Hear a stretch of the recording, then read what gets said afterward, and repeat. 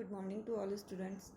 Last class में हमने माल विक्रय अधिनियम 1930 के अंदर विक्रय करने की परिभाषा, विक्रय की संविदा की परिभाषा के बारे में चर्चा की।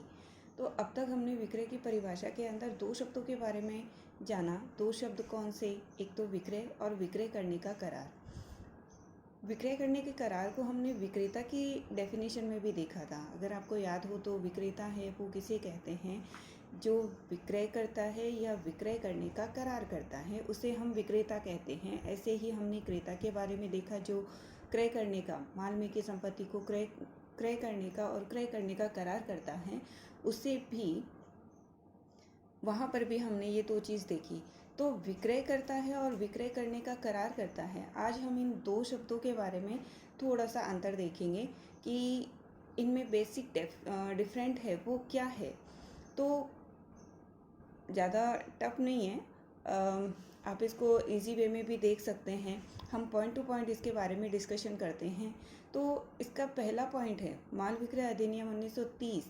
इसके अंदर विक्रय और विक्रय करने का करार है। इसके अंदर जो डेफिनेशन, जो शब्द परिभाषित किए गए हैं उसे हम विक्रय को हम पहले देखते हैं।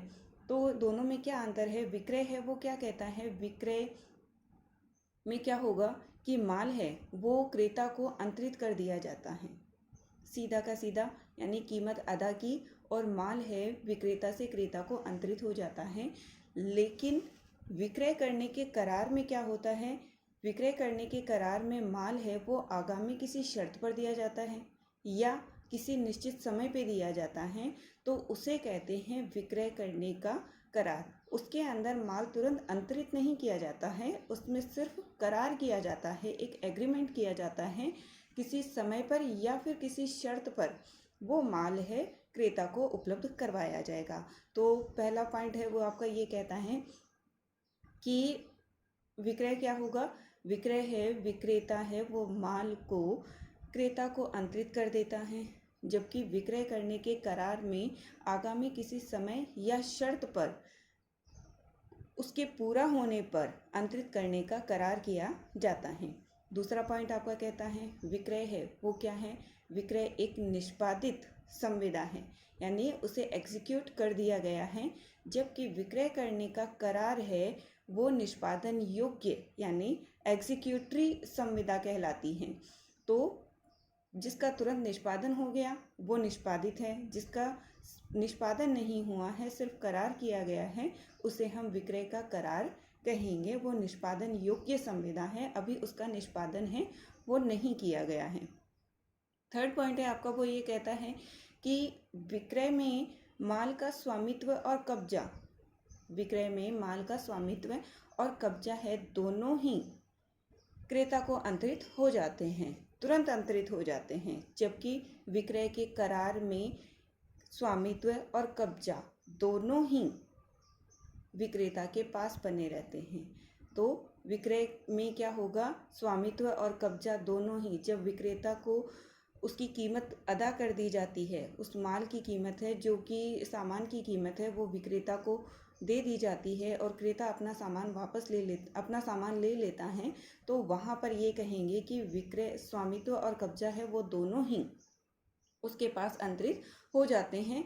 लेकिन विक्रय के करार के अंदर दोनों ही चीज़ें हैं, स्वामित्व और कब्जा दोनों ही विक्रेता के पास ही बने रहते हैं।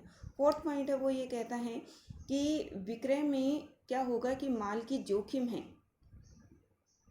वो भी क्रेता को अंतरित हो जाती है। माल की जो जोखिम है, यानी यदि माल को किसी प्रकार का नुकसान होता है, माल जब क्रेता को अंतरित कर दिया जाता है, उसके हाथ से टूटकर गिर गया, कीमत अदा कर दी गई है, तो उस कंडीशन में सामान को कोई भी जोखिम होता है, उसका कुछ भी नुकसान होता है, तो वो किसका माना जाएगा? वो क्रेता को माना जाएगा। जबकि विक्रय के करार के अंदर ये अपोजिट स्थिति बन जाती है। करार के अंदर माल की जोखिम है वो जब तक विक्रेता को नहीं डिलीवर कर दिया जाता तब तक विक्रेता के पास ही बनी रहती है। वो विक्रय जब तक पूरा नहीं हो जाता तब तक विक्रेता के पास माल की जोखिम है वो बनी रहती है। फिफ्थ पॉइंट आपका ये कहता है कि विक्रय में माल है वो निश्चित व विनिर्दिष्ट होता है। कैसे कि माल है, आप किसी शॉप पे गए, आपको कुछ सामान पसंद आया, आपने वो मान लीजिए आप किसी घड़ी के शोरूम में गए, वहाँ पे आपको फास्ट्रैक की घड़ी है वो पसंद आ गई और आपने वहाँ से परचेज कर ली। तो वो क्या हुआ, वो निश्चित व विनिर्दिष्ट हो गया। माल को उतनी सारी अलग अलग कंपनियों में से आपने एक घड़ी है वो छांट कर अपने पास रख ली, तो वो क्या हो गया, वो निश्चित व विनिर्दिष्ट हो गया। जबकि विक्रय के करार में क्या होगा, माल है वो विनिर्दिष्ट होना आवश्यक नहीं है। माल जो कि विक्रेता को बताया गया, विक्रेता आपके कहने पर आपके बताए गए स्थान पर उसे डिलीवर कर देता है, तो वो निश्चित हो सकता है, लेकिन विनिर्दिष्ट होना उसका आवश्यक नहीं होगा। 6 पॉइंट है वो ये कहता है कि विक्रय में क्या होगा, विक्रय में क्रेता को माल का पूर्ण स्वामित्व प्राप्त हो जाता है। माल का पूरा स्वामित्व किसे मिल जाता है, क्रेता को मिल जाता है। अब क्रेता है वो अपनी इच्छा से उसे धारण कर सकता है, अपनी इच्छा से उसका उपभोग कर सकता है, उसको यूटिलाइज कर सकता है। वो चाहे तो आगे उसे डिलीवर कर सकता है, वो जिसे चाहे वो है माल आगे दे सकता है। तो हमने क्या देखा कि विक्रय में क्या होगा, विक्रय में माल का पूर्ण स्वामित्व जो होता है वो वो क्रेता को मिल जाता है और क्रेता अपनी इच्छा के अनुसार उसका उपयोग कर सकता है। वो चाहे जिस व्यक्ति को उसे देना चाहे उसे दे सकता है। लेकिन विक्रय के करार में क्या होगा, विक्रय के करार में पूर्ण स्वामित्व है वो क्रेता को उपलब्ध नहीं होता है। पूरा का पूरा स्वामित्व है विक्रेता के पास बना रहता है जब तक कि क्रेता के पास माल उपलब्ध नहीं हो जाता है। क्रेता उसको अपनी इच्छा के अनुसार उपयोग भी नहीं कर सकता है। तो हमने क्या देखा, विक्रय में क्या होगा, पूर्ण स्वामित्व है वो क्रेता को मिल जाता है, लेकिन विक्रय करने के करार में स्वामित्व है वो अभी भी विक्रेता के पास ही बना रहता है।